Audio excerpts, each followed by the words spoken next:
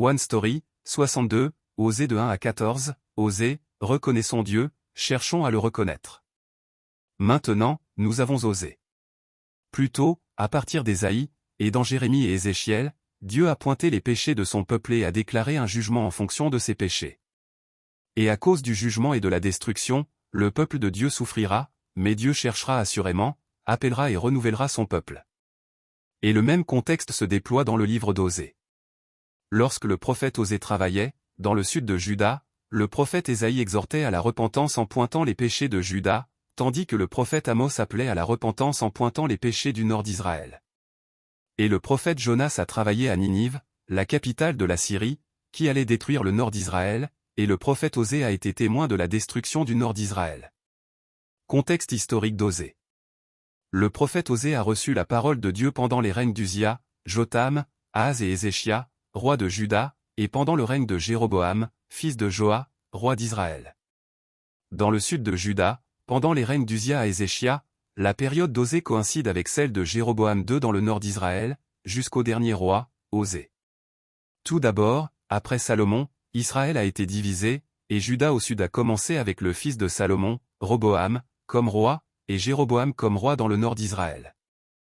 Et Jéroboam, nommé d'après le premier roi du nord d'Israël, a été appelé Jéroboam II. Sous Jéroboam II, c'était la nation la plus puissante politiquement et militairement de l'histoire du nord d'Israël, qui a étendu son territoire jusqu'à la frontière de la période de David et Salomon et a joui de la prospérité grâce au commerce extérieur. Cependant, lorsque la prospérité économique est atteinte, qu'il s'agisse d'un individu ou d'un pays, la corruption religieuse et morale suit, le matérialisme et l'égocentrisme extrême prévalent, et la prospérité extérieure elle-même a tendance à être considérée comme une bénédiction de Dieu. C'était exactement cela dans le nord d'Israël. Ils considéraient leur prospérité comme une bénédiction de Dieu et pensaient mériter cette bénédiction, utilisant leur richesse et leur pouvoir pour jouir du plaisir et du luxe, et pour tourmenter leur propre peuple qui était dans le besoin. Les leaders politiques et religieux du nord d'Israël se vantaient de leur propre force et prospérité, ils ne comprenaient pas les difficultés qu'ils rencontraient dans leur relation avec Dieu, mais cherchaient à éviter la destruction par des pots de vin et des tribus entre les grandes puissances de la Syrie et de l'Égypte.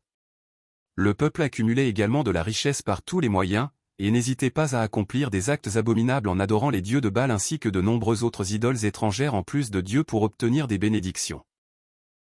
De plus, les leaders religieux ne pointaient pas les péchés de ces gens par la parole de Dieu pour les éclairer et les réprimander, mais les regardaient de loin, rejoignant et encourageant même des péchés plus graves. Finalement, Jéroboam mourut, et le nord d'Israël tomba dans un chaos total. Zacharie, fils de Jéroboam, devint roi, agissant mal aux yeux de Dieu et mourut après la rébellion de Shalom 6 mois plus tard. Shalom mourut dans la rébellion de Menahem 1 mois après être devenu roi, et Menahem devint roi, fit ce qui est mal aux yeux de Dieu et mourut après 10 ans, et son fils Pécaïa devint roi. Pécaïa devint roi et fit ce qui est mal aux yeux de Dieu, mourut 2 ans après la rébellion de Péka, Péka devint roi et fit ce qui est mal aux yeux de Dieu et mourut 20 ans après la rébellion d'Osée, et enfin Osée devint roi et fit ce qui est mal aux yeux de Dieu, et après 9 ans, le nord d'Israël fut détruit par le roi assyrien. De plus, nous avons vu à travers les prophètes précédents que le sud de Juda, qui a observé tous les processus de destruction du nord d'Israël comme un pays frère, suivra le même processus de destruction. Femme adultère, enfant de l'infidélité. Le prophète Osée obéit à l'ordre de Dieu et épousa une femme adultère nommée Gomé, qui lui donna naissance à 3 enfants infidèles. Pour le premier fils, Dieu donna le nom de Juril, ce qui signifiait « Dieu disperse ». La deuxième fille reçut le nom de Lo-Ruhamah, ce qui signifiait « ceux à qui il ne sera pas montré de miséricorde », et le troisième fils fut nommé Lo-Ami, ce qui signifiait « ce ne sont pas mon peuple ». Elle ne devint pas une femme adultère après le mariage. Cela signifiait qu'il l'avait épousée en tant que femme adultère dès le début. Dieu donna au prophète Osée le rôle de Dieu et à l'adultère Gomé, le rôle du nord d'Israël. Dès le début, ce peuple était une tribu adultère qui continuait à s'opposer à Dieu, et leurs descendants étaient aussi des enfants infidèles. Comme le nom du premier enfant signifiait « Dieu disperse », Dieu commença une relation avec les Israélites, le peuple de Dieu, une tribu adultère de la même manière. Cependant, leur justice se termina avec la signification du nom du deuxième enfant, ceux à qui il ne sera pas montré de miséricorde, et se termina finalement avec la signification du nom du troisième enfant, ce ne sont pas mon peuple. Mais Dieu restaura la relation à nouveau avec Dieu comme sujet. Le nom de ceux à qui il ne sera pas montré de miséricorde deviendra, ceux qui ont reçu miséricorde, et le nom d'eux, ce ne sont pas mon peuple, deviendra, mon peuple. Maintenant, le livre d'Osée révélera comment Dieu restaurera son peuple. D'où venait l'argent et l'or? Le peuple de Dieu a commis l'adultère et la fornication. Dieu leur a donné du blé, du vin nouveau, de l'huile, de l'argent et de l'or, mais ils ne savaient pas que c'était Dieu qui leur avait donné tout cela, et ils disaient que tout venait des nations sur lesquelles ils s'appuyaient, en les suivant. C'est pourquoi Dieu dit qu'il les bloquera avec des épines et des murs afin que leur volonté vide ne puisse pas se réaliser. Alors ils réaliseront et leur diront de retourner à leur premier mari. C'est l'amour de Dieu qui n'a pas de sens. Si cela était basé sur les actions, cela aurait déjà dû être terminé, mais à cause de l'alliance et de la miséricorde de Dieu, il les a gardés. Plus Dieu leur a fourni abondamment, plus ils se sont éloignés de Dieu. Ainsi maintenant, Dieu cherchera son blé et son vin parmi eux et prendra la laine et le lin. C'est parce qu'ils se sont détournés de Dieu à cause de cette abondance. Cependant, ils diront que cela est une souffrance et accuseront à nouveau Dieu. Lorsqu'ils se détourneront et oublieront Dieu et adoreront des idoles, Dieu les punira certainement. Vous êtes mon peuple, vous êtes mon Dieu. Dieu dit qu'il prendra son peuple à travers le désert. Et il dit qu'il restaurera cette relation. Ce jour-là, le peuple de Dieu ne cherchera plus Baal et appellera Dieu, mon mari, car Dieu aura enlevé le nom de Baal de leur bouche et les aura fait l'oublier.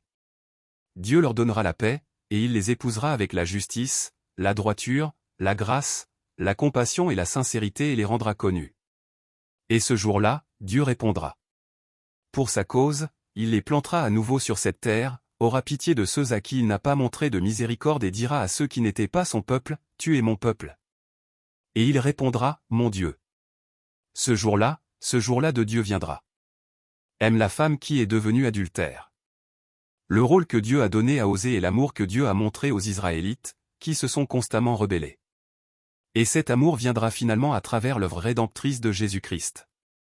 Dieu dit à Osée d'aimer la femme qui avait déjà été aimée par d'autres et était devenue une adultère, Gomé, qui est retournée à sa position d'adultère même après avoir donné naissance à 3 enfants. Alors Osée l'acheta, une femme que personne ne voulait du marché des esclaves parce qu'elle n'avait plus de valeur dans le monde, pour 15 cycles d'argent, et environ 1 homer et 1 lethek d'orge. C'était trop pour une vieille femme que personne n'achèterait. Pourtant, Osée paya le prix et l'acheta, et lorsqu'évalué en argent, les 15 cycles d'argent et environ 1 homer et 1 lethek d'orge font 30 pièces d'argent. Dieu dit qu'il aimera ainsi. Et maintenant, Dieu nous dit de ne regarder qu'à lui. Ce jour-là, le jour viendra où les enfants d'Israël reviendront chercher le Seigneur leur Dieu, David leur roi, et craindront le Seigneur. Écoutez la parole de Dieu. Dans le pays de Canaan, la terre de Dieu, et parmi le peuple de Dieu, il n'y a ni vérité, ni amour, ni connaissance de Dieu. Il n'y a que des signes de malédiction, de tromperie, de meurtre, de vol, d'adultère et de violence. Ils devaient écouter la parole de Dieu, mais ils ne l'ont ni écoutée, ni cherché à l'écouter. Ils n'avaient pas de connaissance de Dieu parce qu'ils ne cherchaient pas à entendre la parole de Dieu ni à connaître Dieu.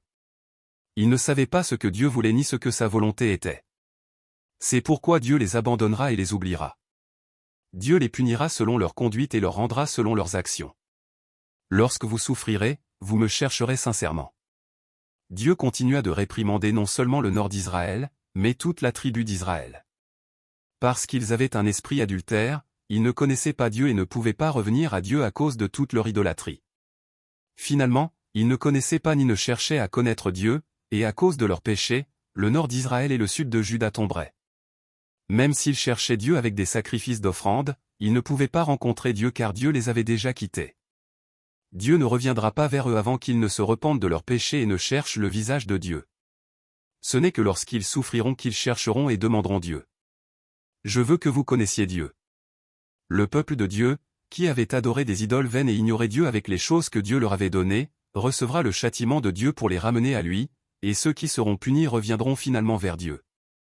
Celui qui déchire, c'est Dieu, et celui qui guérira, c'est Dieu, celui qui a frappé, c'est Dieu, donc celui qui va bander, c'est Dieu. Et ils crièrent, ils dirent, connaissons, cherchons à connaître l'Éternel. Sa venue est aussi certaine que celle de l'aurore. Il viendra pour nous comme la pluie, comme la dernière pluie qui arrose la terre. Dieu dit, je prends plaisir à la bonté et non au sacrifice, à la connaissance de Dieu plus qu'au holocauste. Il ne veut pas d'une confession des lèvres sans cœur, ni d'un acte formel de foi sans sincérité. Connaître Dieu, avoir la connaissance de Dieu, c'est croire en Dieu. Et c'est aimer Dieu. Dire que l'on aime Dieu sans savoir ou croire que Dieu est Dieu, c'est aimer soi-même et utiliser Dieu pour soi. Par conséquent, nous devons écouter la parole de Dieu, connaître Dieu, réaliser ce que Dieu veut et désire, et être droit en tant que peuple de Dieu, en aimant Dieu. Éphraïm est un gâteau plat non retourné. Parce que le pain plat n'a pas été retourné, un côté n'a pas été cuit et l'autre a été brûlé. De même, Éphraïm, ou le nord d'Israël, était brillant dans sa dépendance aux puissances environnantes et était prompt à poursuivre et profiter des richesses du monde, mais il était ignorant de la connaissance de Dieu, de la recherche de Dieu, et de savoir ce que Dieu voulait.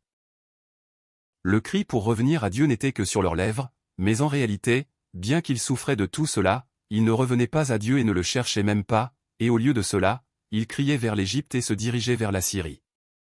C'est pourquoi Dieu les punira en jetant son filet sur eux.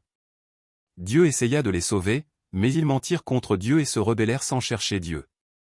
Ils ne revinrent pas vraiment à Dieu dans leur cœur. Vivez comme vous le voulez et recevez une correction sans fin.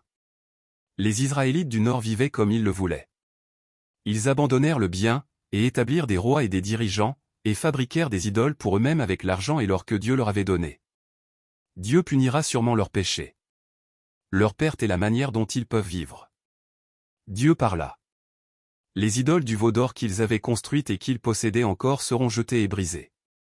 S'ils sèment, ils n'auront pas de fruits, et s'ils ont du fruit, il leur sera enlevé. Même s'ils offrent des sacrifices à Dieu, Dieu ne sera pas satisfait et se souviendra de leurs péchés et les punira. C'est parce que le peuple de Dieu a oublié celui qui les a créés. Ils seront des vagabonds. Autrefois, Dieu était satisfait de son peuple comme s'il voyait les raisins dans un désert sec, et les premiers fruits des figues, qui étaient les premiers fruits de l'automne et de la première récolte. Le peuple de Dieu s'éloigna de Dieu à cause de son adultère, les prophètes étaient fous, et tous les dirigeants se rebellèrent. C'est pourquoi Dieu rendra leurs aires de battage et leurs pressoirs incapables de nourrir le peuple, les rendra incapables de concevoir, et même s'ils ont des enfants, ils les perdront tous, enfin ils ne resteront pas dans la terre de l'Éternel et seront chassés vers l'Égypte et la Syrie, ne les aimera plus, et Dieu les rejettera parce qu'ils ne lui ont pas obéi, ils seront des vagabonds parmi les nations. Brisez la vieille terre. Dieu dit, semez pour la justice, moissonnez pour la bonté, défrichez-vous un champ nouveau.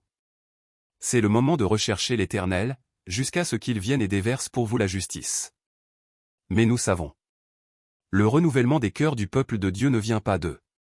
Dieu doit le faire. La semence de la vie de Dieu doit entrer dans la terre dure et sans vie comme une vieille terre et des champs en bordure de route. Et la vieille terre doit être retournée. C'est cela la restauration et c'est cela la résurrection. Cela sera accompli par Jésus-Christ, qui viendra comme la semence de la vie et par le Saint-Esprit qui sera envoyé par Jésus-Christ. Comment puis-je te laisser partir, Éphraïm ? Dieu raconta à nouveau l'ancienne histoire. Lorsque les Israélites étaient faibles, Dieu les aimait et les appela hors d'Égypte, mais plus les prophètes les appelaient, plus ils abandonnaient Dieu et brûlaient de l'encens devant des idoles. Ils ne connaissaient pas Dieu, celui qui les avait enseignés à marcher, porter et guéri, et ils ne voulaient pas revenir à Dieu, alors ils s'appuyèrent sur la Syrie. Ils étaient déterminés à se détourner de Dieu, et même s'ils appelaient le Très-Haut, il ne les exalterait en aucun cas. Comment te traiterai-je, Éphraïm ? Faut-il que je te livre à l'ennemi, Israël ? Dois-je te traiter comme Adma, te rendre semblable à Tseboïm ? Je suis tout bouleversé, je suis rempli de compassion ? C'était parce que Dieu est Dieu, et non un homme. Éphraïm entourait Dieu de mensonges et la maison d'Israël de tromperies, et Juda se rebellait encore contre Dieu, le Dieu fidèle et saint, mais Dieu ne pouvait pas laisser aller son peuple, ses enfants, à cause de l'amour que Dieu a initié. Retourne à Dieu et espère en Dieu. À travers les prophètes, Dieu parla encore et encore de sa punition et de son amour pour ses enfants. C'est parce que la punition de Dieu est l'amour. Sinon par amour, il les abandonnerait et les oublierait. S'il n'y avait aucun intérêt, il n'y aurait pas de punition. Dieu connaît toutes leurs rébellions et leurs crimes, mais parce que Dieu seul est Dieu, il dit de revenir à Dieu et d'espérer en Dieu. Puisqu'ils étaient en Égypte, Dieu a dit qu'il est leur Dieu. Il a dit qu'il n'y a pas d'autre sauveur que Dieu. Lorsqu'ils étaient remplis à cause de Dieu, ils devinrent fiers dans leur cœur et oublièrent Dieu. C'est pourquoi Dieu détruisit ceux qui s'opposaient à Dieu et aida son peuple. Parce qu'ils ont trahi leur Dieu, Ils tomberont par l'épée, leurs petits-enfants seront écrasés, leurs femmes enceintes seront déchirées. Ce n'est qu'alors qu'ils reviendront et sauront que Dieu est Dieu, et ce sera la bénédiction. Que devrais-je encore faire avec les idoles? Voici la conclusion du livre d'Osée. Dieu dit, Israël, reviens à l'Éternel, ton Dieu. En effet, tu as trébuché par ta faute. Apportez avec vous des paroles et revenez à l'Éternel.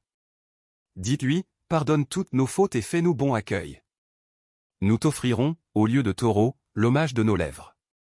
L'Assyrien ne nous sauvera pas. Nous ne monterons pas sur des chevaux et nous ne dirons plus à l'œuvre de nos mains, notre Dieu. Car c'est auprès de toi que l'orphelin trouve compassion. Je réparerai leur infidélité, j'aurai pour eux un amour sincère, car ma colère s'est détournée d'eux. La relation entre Dieu et son peuple a été restaurée. Dieu a dit, je serai comme la rosée pour Israël, il fleurira comme le lis, et il poussera des racines comme les cèdres du Liban. Ses rameaux s'étendront, il aura la splendeur de l'olivier et les parfums du Liban. Ils reviendront s'asseoir sous son ombre, ils redonneront la vie au blé et ils fleuriront comme la vigne, ils auront la réputation du vin du Liban. Éphraïm, qu'ai-je encore à faire avec les idoles? Je lui répondrai, je veillerai sur lui, je serai pour lui comme un cyprès verdoyant. C'est de moi que tu recevras ton fruit.